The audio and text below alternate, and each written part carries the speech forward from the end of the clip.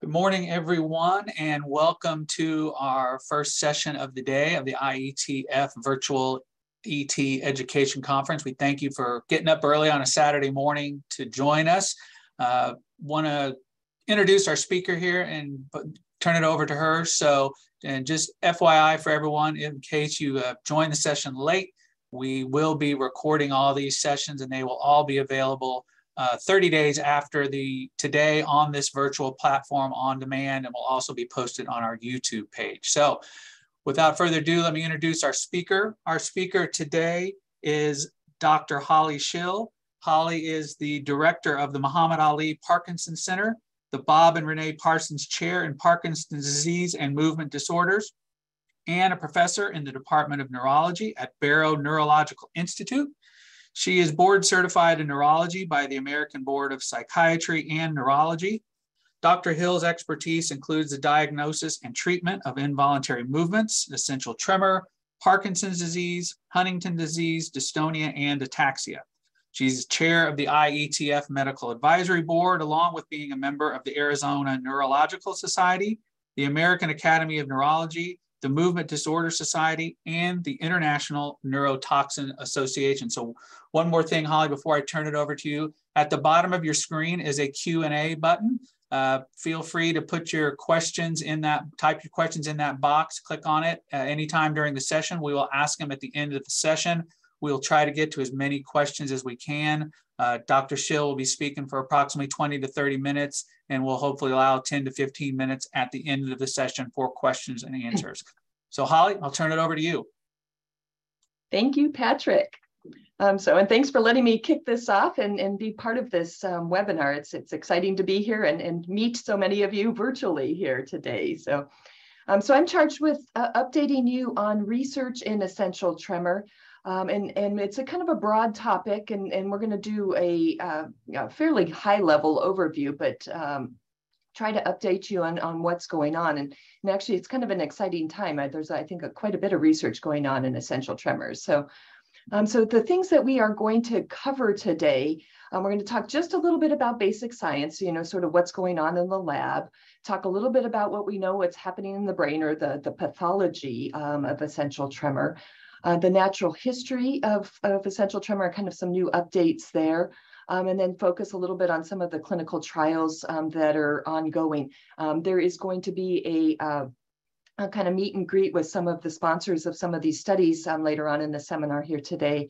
So I won't spend too much time discussing the kind of nitty gritty details of some of these studies, but just to give you kind of an overview of how we're approaching research in essential tremor.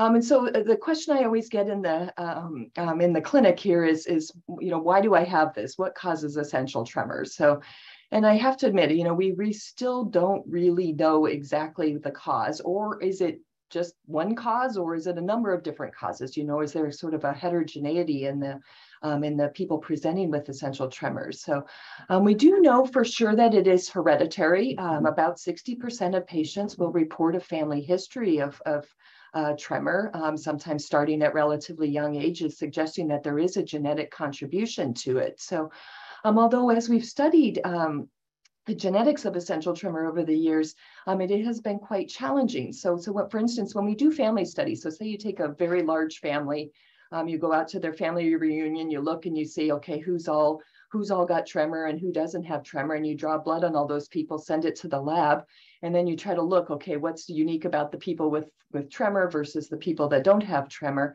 And these types of family studies have actually been quite unrevealing for genes. So even though you've got these large families maybe that carry what you suspect are essential tremor genes, it's been really hard to find genes for essential tremor. So the IETF funded a study looking at what are called copy number variants a few years ago.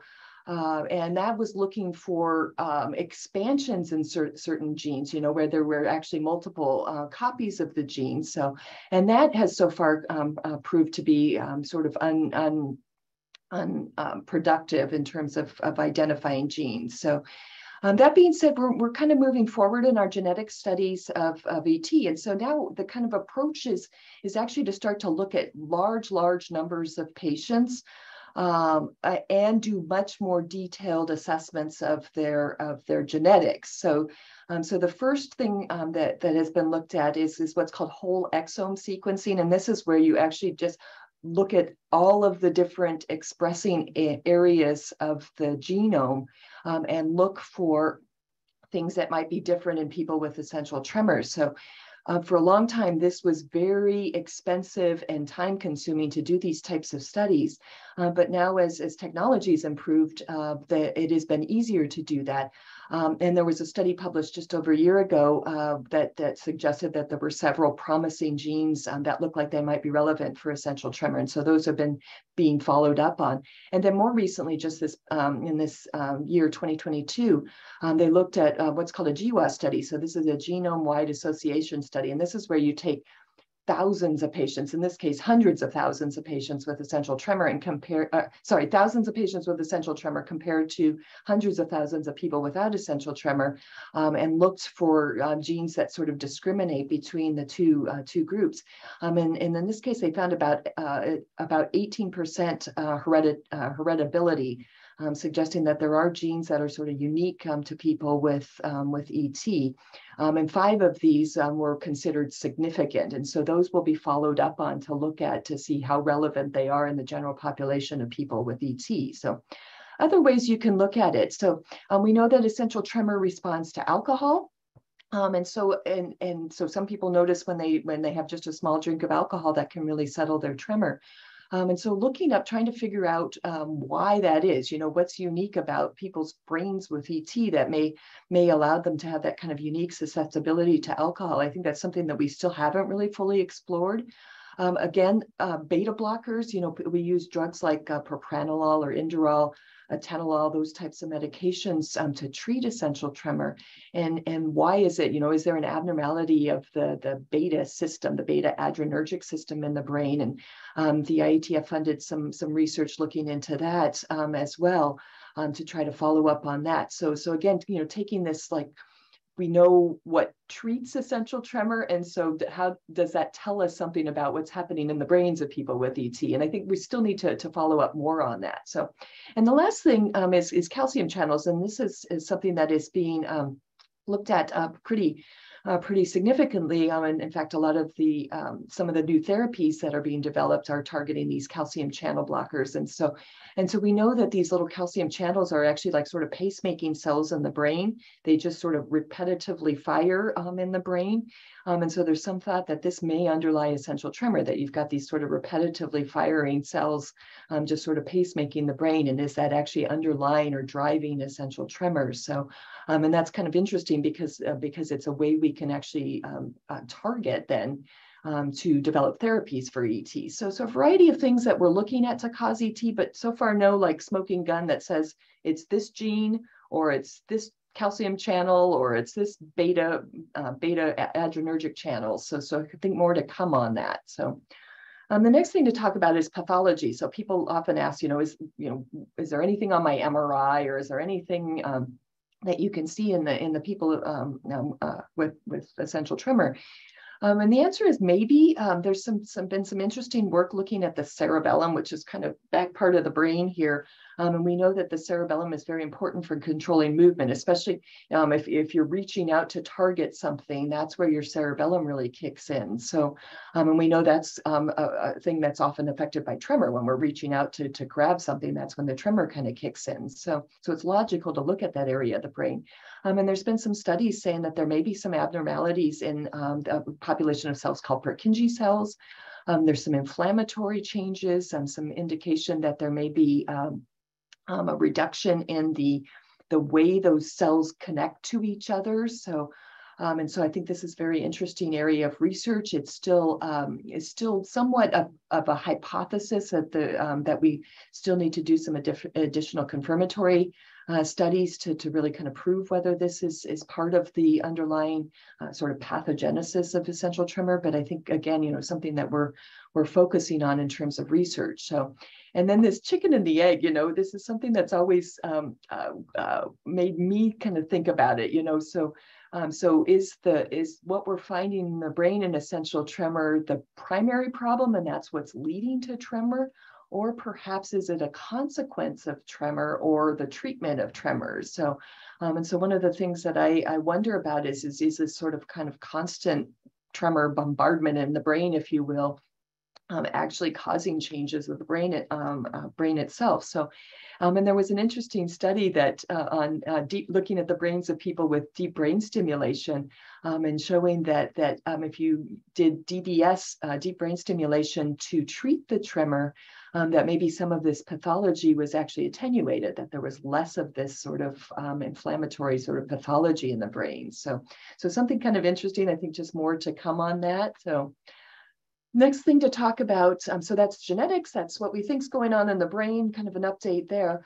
Now to kind of switching more into the clinical course and progression. So we know that essential tremor is a progressive condition, although at this point, I don't know that it seems to be a neurodegenerative condition like we would think of with either Alzheimer's or Parkinson's. So, but we're trying to get a better handle on sort of defining our patients better. And so instead of saying, you know, oh, they just have essential tremor, and yeah, there's some tremor there in their examination, we're also trying to better quantify what else we're seeing on examination of people. So, and so they call them these sort of soft neurologic signs. And so this is what we call essential tremor plus. Where it means that there's the tremor there, but there may be some other kind of softer signs, softer neurologic signs. And so as neurologists, we're starting to look more carefully for these things, mainly because we're trying to put patients into better categories. You know, so are there some patients that tend to have more what we call gait ataxia, so unsteadiness where they're walking? Do some patients have a little bit of subtle cognitive changes? So do some patients have dystonia, which is sort of a spooning or posturing of the hands when they put them out? So, so some of these other clinical signs, and will that actually help to differentiate different types of essential tremors? So, so there's essential tremor, and then there's what we call ET plus. And we know actually now that this ET plus is actually pretty common, and it's not uncommon to see more than just tremor, to see some of these other kind of subtle or more subtle neurologic signs. So another thing that patients often ask me is am I going to get Parkinson's disease? Am I going to get dementia? And the answer is we don't know for sure. There are studies, some studies that say that there's an increased risk. In fact, there was a very large Spanish study done some years ago that suggested increased risk of Parkinsonism and dementia with time. Although some of the research that we've done in our lab, we have a large aging study here in Arizona, where we are looking at, you know, what happens to people with essential tremor as they age. And we have not found an increased risk of Parkinson's and dementia. So I think the jury's still out with that.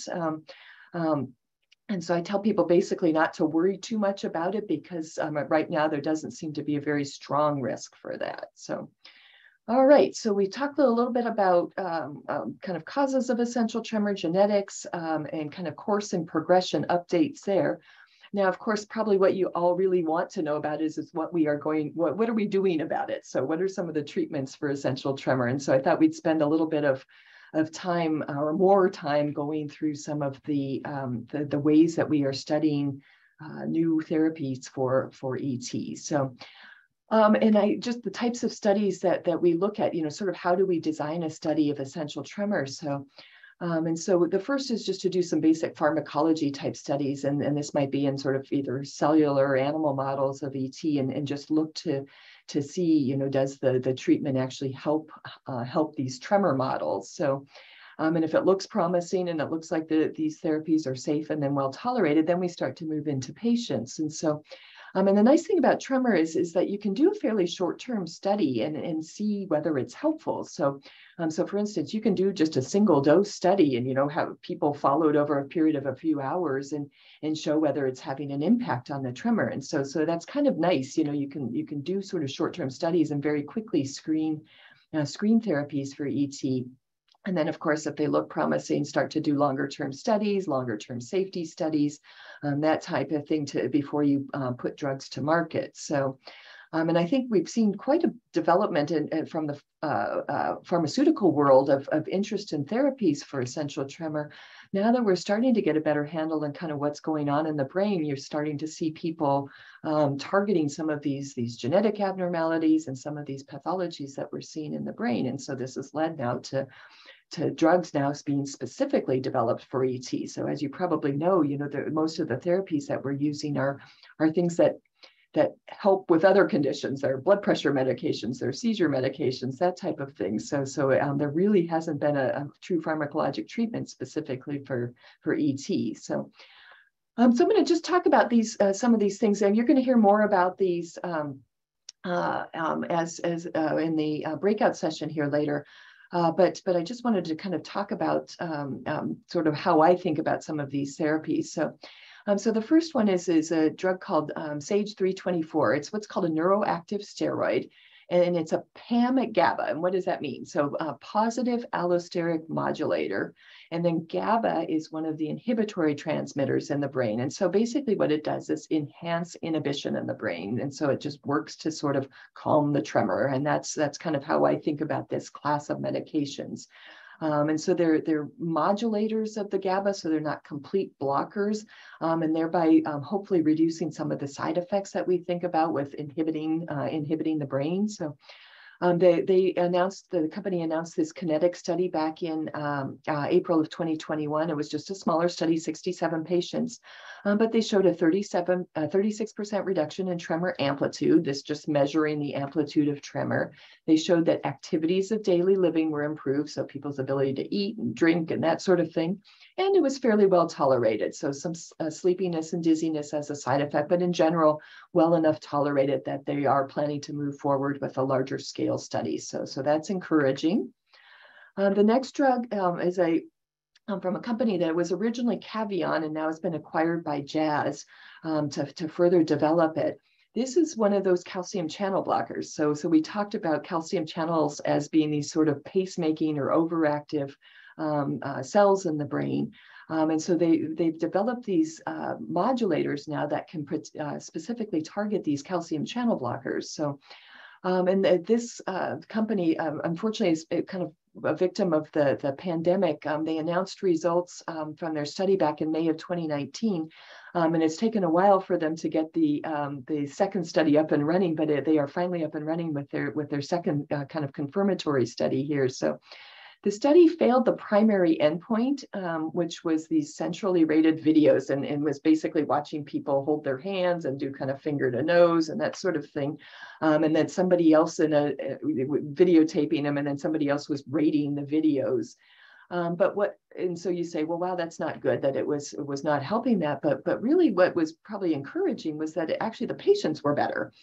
So they reported that their activities of daily living were better, that their kind of global impression with how they were doing was better.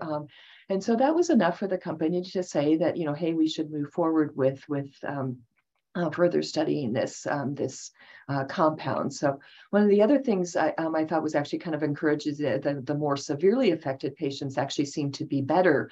And for patients that have kind of tried everything and haven't responded and have fairly, significant essential tremor, I think it's encouraging that the more advanced patients actually seem to do better with this drug. So the additional studies are ongoing, up and running. You'll hear more about this later. So Praxis has a compound, so Prax 944, another type of calcium channel blocker. It's an oral once daily. The first study was done mostly in Australia and New Zealand, just a small study and a relatively short study, studying 3 doses versus placebo. Second study showing, again, kind of showing for these 3 doses versus placebo up to 56 days. So these studies, I think, are just reporting out now, or just finishing and reporting out. So pay attention to this compound, and as it's kind of releasing some of the results that they're having. So the next one to talk about is a compound called CAD 1883. This is one that I'm not sure if it's going to move forward with the central tremor. It's a little bit hard to tell what what's happening with it. They did do a tolerability study.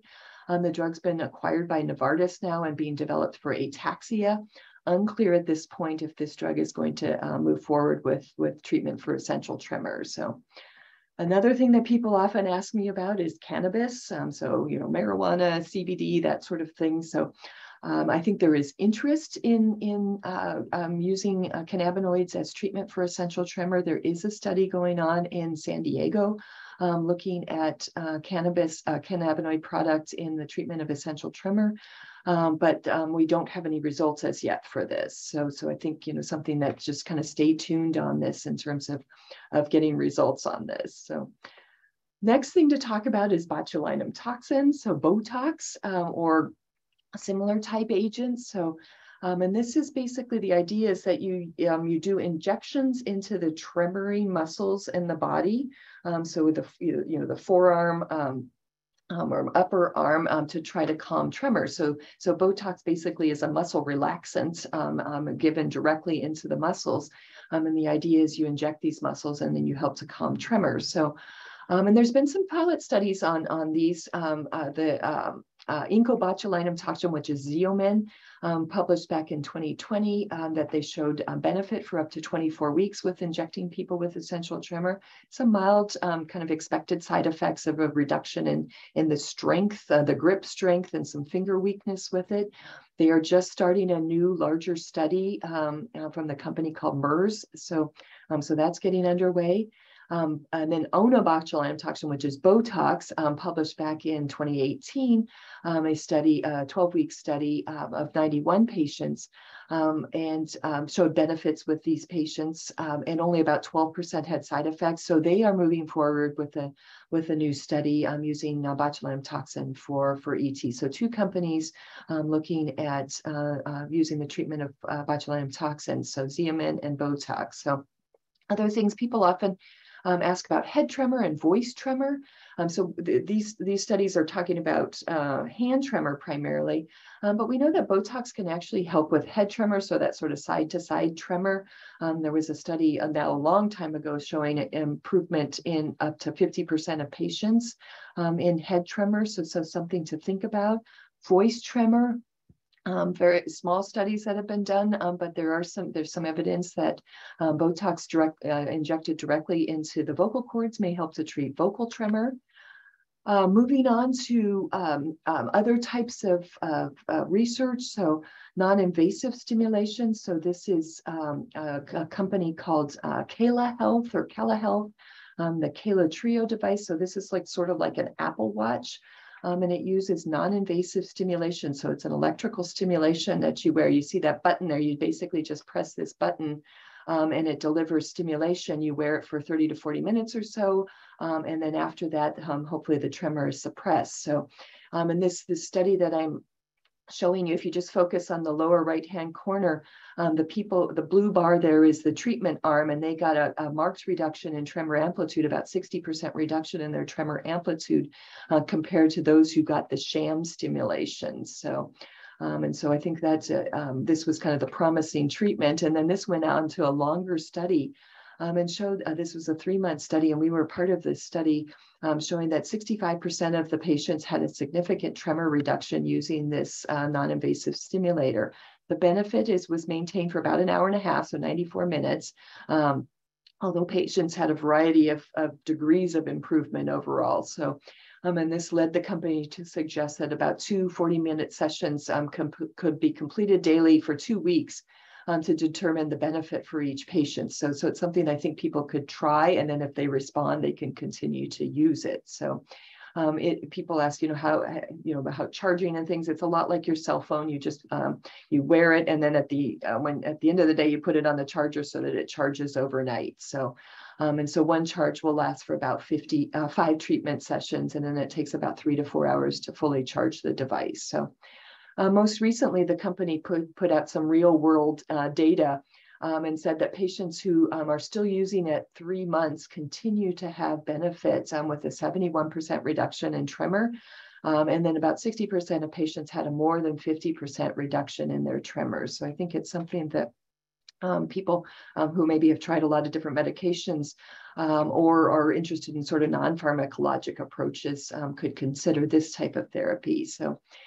There are other companies that are doing similar types of devices. So, and I'll just show you a few of them. These are the ones that I'm aware of. A company called Allevion, I think one of the sponsors for today's session, looking at this low frequency ultrasonic stimulation. And then a group out of MIT, a startup out of MIT is doing this sort of vibration stimulus for the wrist. So, and they call it noise canceling. You basically cancel the tremor signals in the brain. So still some research that needs to be done on these. And so kind of stay tuned for some of these. So I think that this idea of having these sort of appealing, they're just wristwatch type technologies that may help tremor, I think will be kind of a unique type of therapy for people living with ET. Update on deep brain stimulation for essential tremor. So just wanted to talk a little bit about it. It's been known since it was approved in 1997 in the US by our FDA as treatment for essential tremor with benefits. These are some of the old studies, but 70–80% improvement in essential tremor, maybe even higher than that as we get more comfortable with who are really good candidates for DBS. And so this is where you have the little pacemaker in the chest, and then the electrostimulation that is delivered by the pacemaker. And we know this is effective therapy. And so what else is new with DBS? There's been some interest in different types of stimulation. So we're learning that maybe short pulse stimulation, so very narrow pulse stimulation, may reduce some of the side effects with deep brain stimulation. So, and this is possible now with some of these what are called directional leads, where we can kind of direct current in the brain. There's also this interest in what's called demand-driven DBS, so sensing leads that sense the tremor and then deliver stimulation in response to that. And so there's some interesting studies going on with that. There's interest in cyclical stimulation, so where stimulation goes for a period of time and then stops and then starts up again, and that might be more effective than just continuously stimulating the brain. So there's also interest in different targets in the brain. So we know that there's an area of the brain called the posterior subthalamic area, or PSA, and there's been some studies on targeting this area of the brain, and we know that it is at least equal to our current target, which is the thalamus. And there's some study that it might actually be better, and that's something our group is looking at to see if PSA stimulation may actually be a more effective target for deep brain stimulation. So. People often ask for long-term outcomes in DBS, and so I thought it's worth to show you a couple of slides on that. This is old data; it's not anything new, but just to show you that at 5 years, DBS continues to maintain its benefit. This is just a graph of showing tremor amplitude over time over a 5-year period. So. There is some price to pay with this. You need battery replacements periodically. Depending on the type of device. There are rechargeable devices now that allow for battery replacements every 15 years. So I think that the ease of use for deep brain stimulation is getting better over time. So another study looking at tremor amplitudes, this is now over 10 years of follow-up for deep brain stimulation, showing that this dramatic reduction in tremor amplitude and then maintaining that benefit over 10 years. So you can see there's some progression of symptoms over time in people, but it still maintains pretty good benefit compared to how they were prior. Focused ultrasound, kind of the new kid on the block. Some of you may be interested in this or have had this or kind of want to learn more about it. So this is the same idea of the deep brain stimulation, but without the surgical part. So there's no implantation of any device or what have you, but the target in the brain is the same. So instead of putting a wire in the brain to calm tremor, we are using ultrasound beams to calm tremor. So you just sort of like heat that area and essentially kind of burn a little hole in that tremoring area of the brain. And so that's done. It's done in an MRI scanner. It's kind of a one and done thing. The procedure takes a couple of hours or so. And then after that, hopefully the tremor is better. And so nothing implanted, but there is essentially a surgical lesion put in the brain. So it's just like a little, kind of carving out that little area that we know where tremor comes from. So, and it can be quite effective therapy. So, so this was the original study published in the New England Journal of Medicine back in 2016. And down the bottom part is the blue bar, the ones going up are all the ones of people that benefited from the treatment. And you can see there were only 2 people that did not benefit. So there were only 2 blue bars going down. So most people got benefit from the focused ultrasound. And some people quite dramatic benefit, you know, up to 90% benefit. I've listed some of the side effects with the focused ultrasound. So paresthesia, so kind of tingling in the hands, gait ataxia or unsteadiness of gait. So, and so those are things to talk about in terms of potential side effects. As we get better at delivering this technology, the side effects do get better with time. And so I think that's something to consider if you're considering this type of therapy. So another thing with focused ultrasound that we've known, and this is the bottom part of the slide, just to focus on that, this is where they correlated the actual size of what they call the lesion, so where they burned the little hole, correlating with the degree of tremor amplitude, and found that the more you kind of cover that area, the bigger the lesion, if you will, the better tremor benefit that people get. And so now we're really trying to do a very good job at really treating that whole area so that people really get optimal outcomes in terms of their tremor. So this is just hot off the press, focused ultrasound following over 5 years. So, and basically is the idea that does tremor benefit maintain? And yes, it does. And so this benefit at the initial benefit was is down on the far kind of left-hand side. So that's the initial amount of tremor. And then you see this dramatic drop in tremor amplitude. And then that's maintained over 5 years. So the slide on the right, the part on the right-hand slide shows the degree of benefit. And you see there's a little bit of drop off over time, but there mostly the benefit is maintained.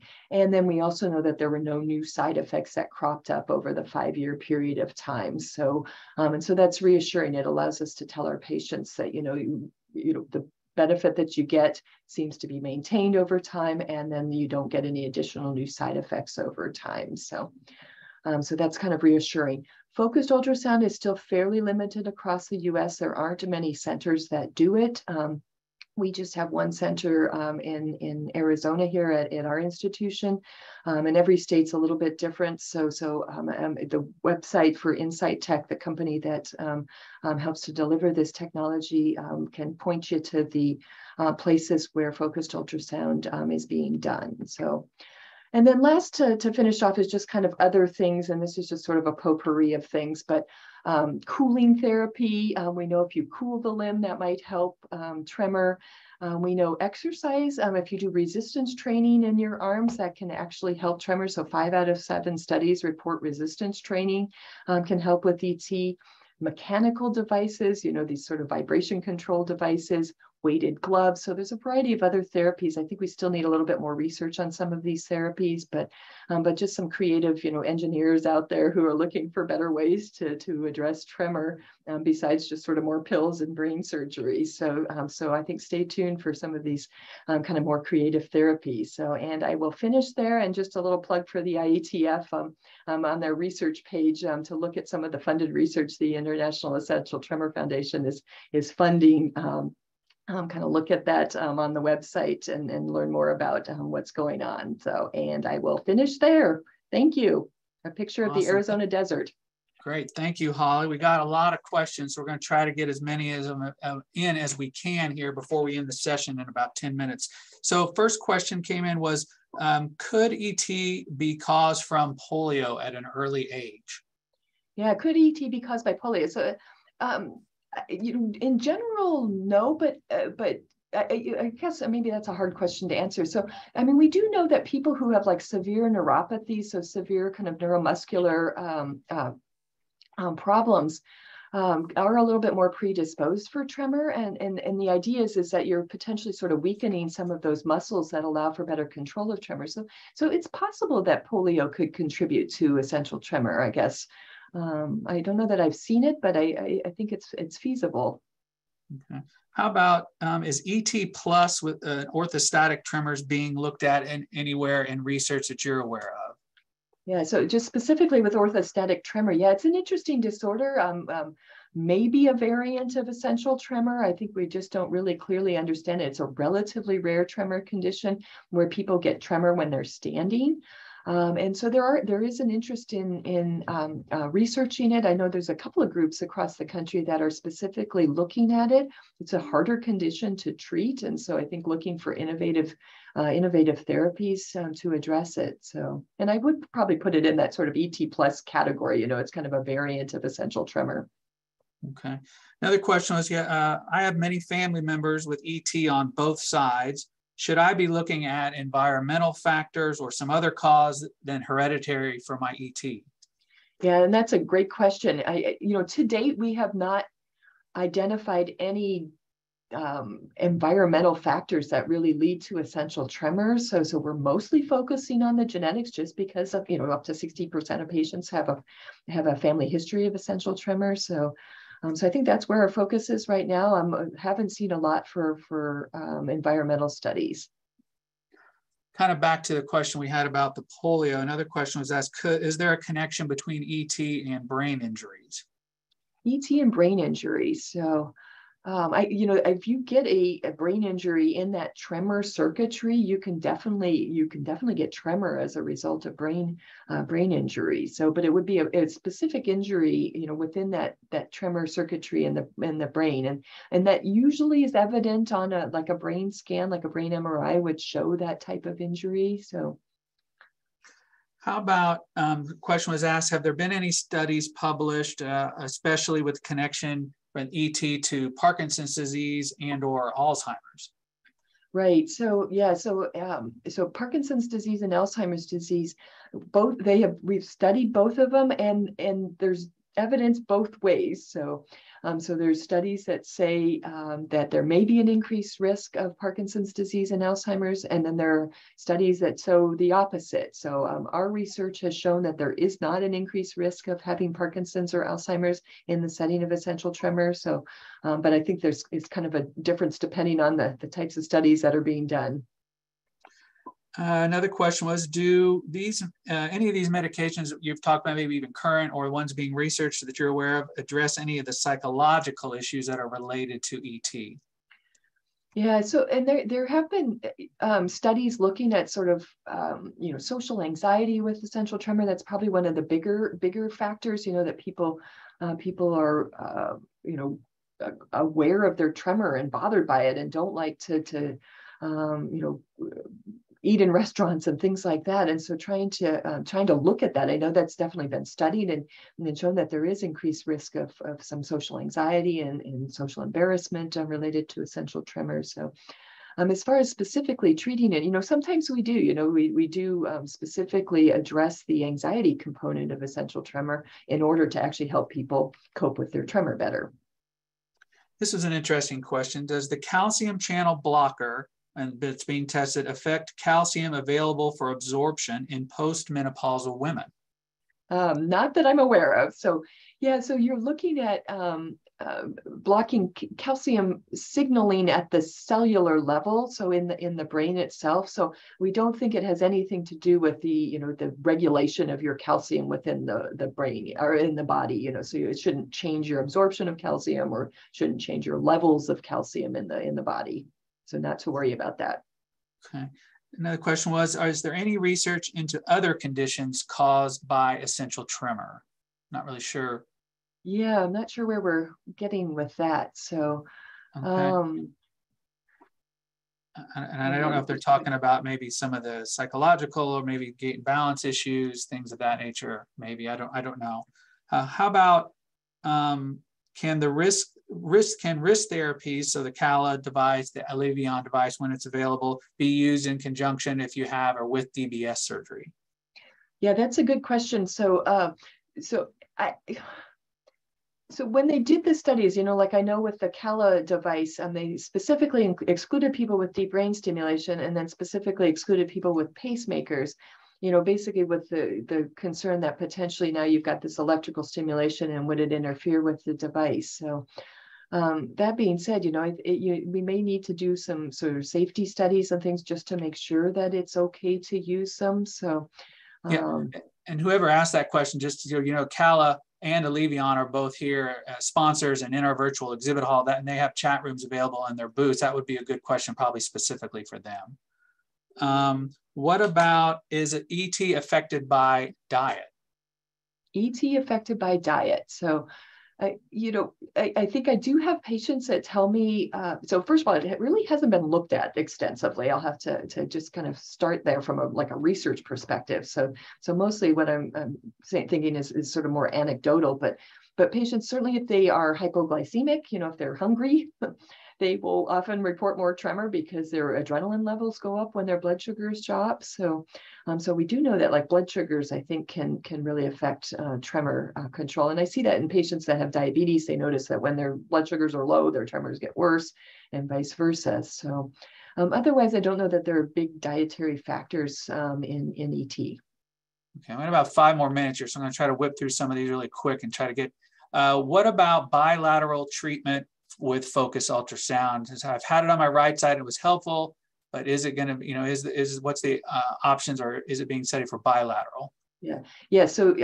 right now it's just approved for unilateral use, but they are doing safety studies, and hopefully we'll be able to report on that. So safety studies to look at bilateral focused ultrasound. So just to give you a little historical perspective, back a long time ago, when we did bilateral thalamic procedures, there were quite a bit of side effects with that. And so we actually stopped doing that this was back in probably 80s, 90s.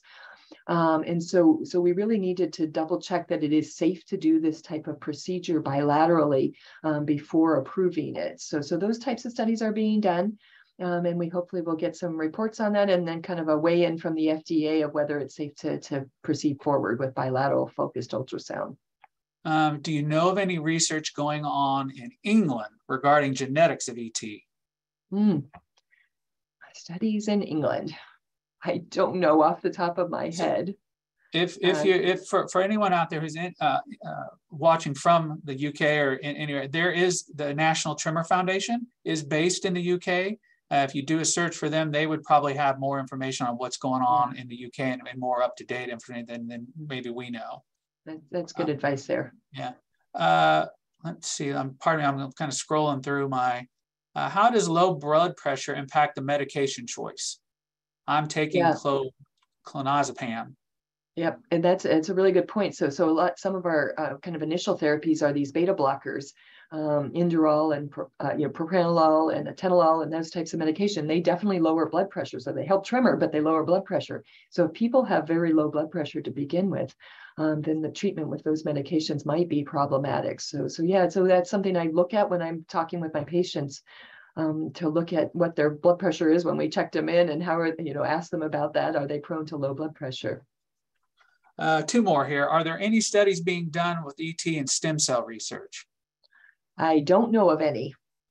Yeah, if we knew where the problem was in ET, then potentially we could, start to think about things like stem cells. So, but right now there isn't like a smoking gun area of the brain that says, hey, we need to fix this.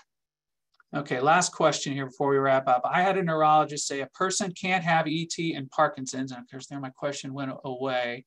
Where did it? Oh, at the same time, I've also heard they affect different areas in the brain. So is it possible to have both? And what is your understanding of this? Yeah, so it is possible to have both. And I have definitely seen, and I think it's mostly just rotten luck, although I think there's some potentially some genes that predispose to both essential tremor and Parkinson's disease. So usually what you would see is if people are going to get both, they may have had a long-standing history of essential tremor, and then, maybe 10, 15 years type of thing. And then later in life develop clear-cut Parkinson's disease. And they are different areas of the brain and probably different disorders, that they are not, intrinsically related to each other than they can both cause tremor